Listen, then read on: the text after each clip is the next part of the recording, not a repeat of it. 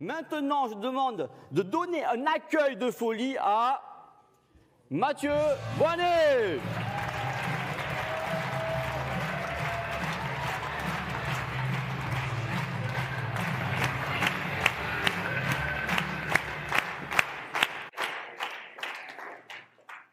Mais c'est quoi tout ça? Non. Mais qu'est-ce que tu fais? Fais je- pas ça. Non. Mais oui, je sais, mais arrête. Non. Mais non, arrête. Ah, stop. Allez, Non, sors de la scène. Non, stop.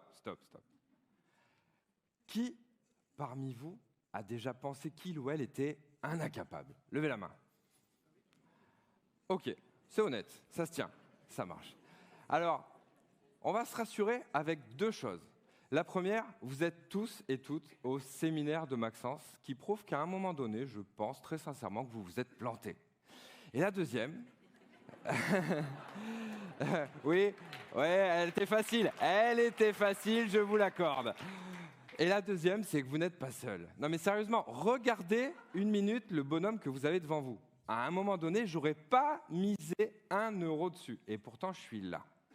C'est d'ailleurs l'un des souvenirs les plus marquants que j'ai de ma scolarité, le fait de savoir, enfin en tout cas d'être convaincu que j'étais un incapable.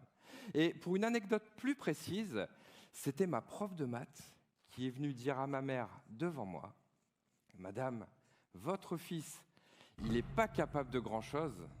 Envoyez-le en lycée professionnel pour apprendre un métier manuel. » Il n'y a pas de sous-métier, mais pour cette prof, ça n'avait pas l'air d'être ancré dans sa tête. Alors, fort de cette nouvelle confiance en moi fraîchement acquise, comme vous l'imaginez, je suis devenu charpentier, un métier que je n'avais pas choisi, aussi noble soit-il, mais surtout qui ne faisait pas sens pour moi.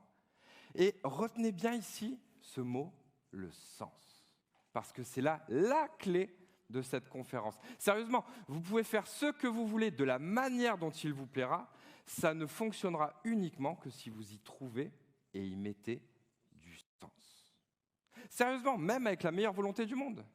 Alors, qu'est-ce que le sens, me direz-vous? Eh bien, le sens, si on simplifie la définition, le sens, c'est simplement faire quelque chose qui est en adéquation avec vos valeurs, avec qui vous êtes au fond de vous. Et si d'après vous, ce que vous faites aujourd'hui ne fait pas sens pour vous, je vous invite très vivement à vous pencher sur la question. Alors, attention, sans se flageller, parce qu'on passe tous par cette case-là. Et j'en veux pour preuve une petite anecdote qui va suivre, parce que pour ma part, je suis très très bon pour nager à contresens. J'aurais pu en faire un sport olympique.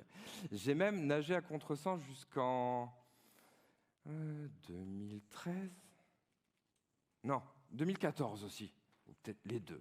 Oui, je suis un petit peu long comme garçon. En fait, pour tout vous dire, en 2013, je me réveille d'une opération très particulière puisqu'on venait de me retirer une tumeur métastasée de 2,5 cm.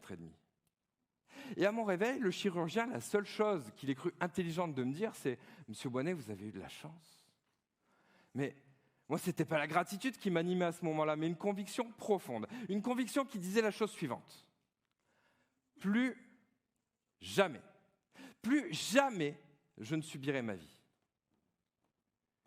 Mais toute conviction, aussi puissante qu'elle puisse être, se finit toujours de la même façon si on ne sait pas par quel bout les prendre. J'ai remis ça à plus tard.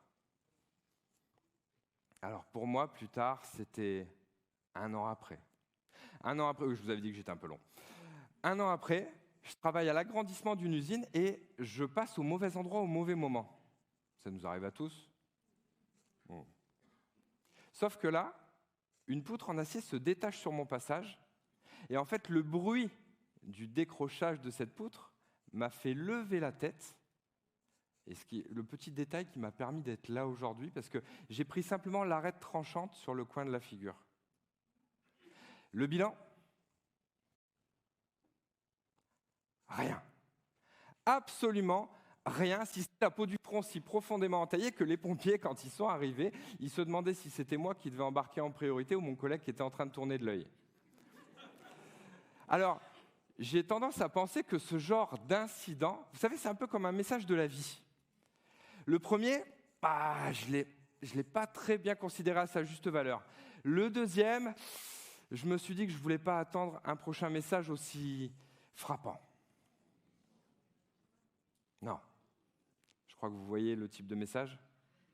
Ouais, c'est ça. Alors, où je vous emmène avec tout ça?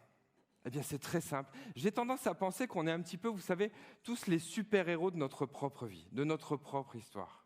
Et moi, j'étais là à regarder les pompiers s'occuper d'une vie à laquelle je n'avais jamais pris part. C'est là que j'ai pris une grande décision. Et pour ma part, j'ai la chance et le privilège même de connaître un vrai super-héros, un de ceux-là qui, lui, par 3 fois, a vécu le cancer. Alors lui, le risque encouru, c'était pas bien compliqué, c'était de mourir.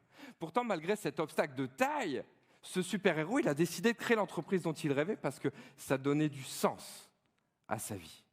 Et est-ce que vous savez ce qu'il a trouvé au-delà du sens? Il a trouvé une nouvelle raison de vivre et, contre toute attente, ça lui a permis de déjouer la maladie. Pas mal. Et ce héros est venu me voir un jour, tout simplement, et il m'a donné ça. Il m'a transmis ce jeton de casino. Il m'a dit, Mathieu, ce jeton, je te le donne parce que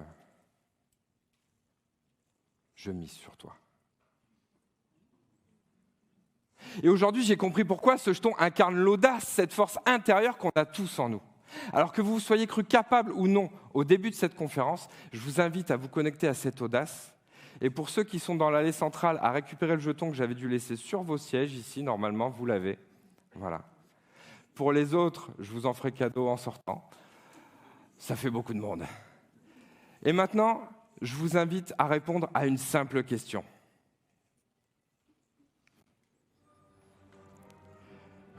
Est-ce que vous êtes cap ou pas cap? Merci.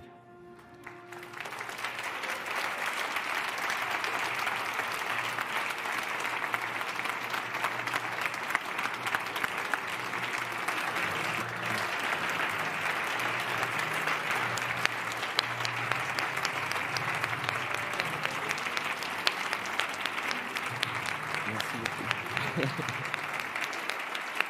Merci.